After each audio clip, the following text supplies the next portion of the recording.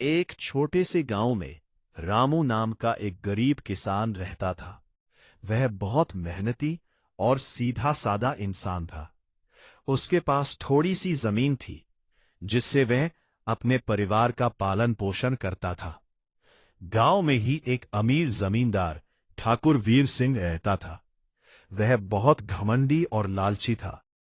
उसे गरीब लोगों से नफरत थी। एक दिन उसकी नजर रामू की जमीन पर पड़ी। उसने चालाकी से रामू को धोखा देकर उसकी जमीन अपने नाम करवा ली। रामू बहुत दुखी हुआ, लेकिन उसने हार नहीं मानी।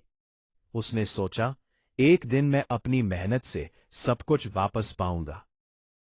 समय बीतता गया। रामू ने पास के शहर में जाकर मजदूरी की, दिन रात मेहनत की और धीरे धीरे पैसे जमा करने लगा। कई सालों बाद वह गांव लौटा। अब वह पहले जैसा गरीब नहीं था, बल्कि एक समझदार और सफल इंसान बन चुका था। उसी साल गांव में भयंकर सूखा पड़ गया। खेत सूख गए, पानी खत्म हो गया। ठाकुर वीर सिंह की हालत भी खराब हो गई। उसकी सारी फसल बर्बाद हो गई।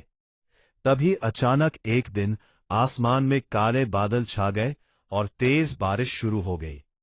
लेकिन यह बारिश केवल रामू के खेतों के पास ही ज्यादा हुई, क्योंकि उसने पहले से ही पानी जमा करने के लिए तालाब और नालियां बना रखी थी। ठाकुर वीर सिंह ने यह देखा तो उसे अपनी गलती का एहसास हुआ। वह रामू के पास गया और माफी मांगने लगा। रामू ने मुस्कुराकर कहा, ठाकुर साहब, यह बदले की बारिश नहीं है, यह मेरी मेहनत की बारिश है।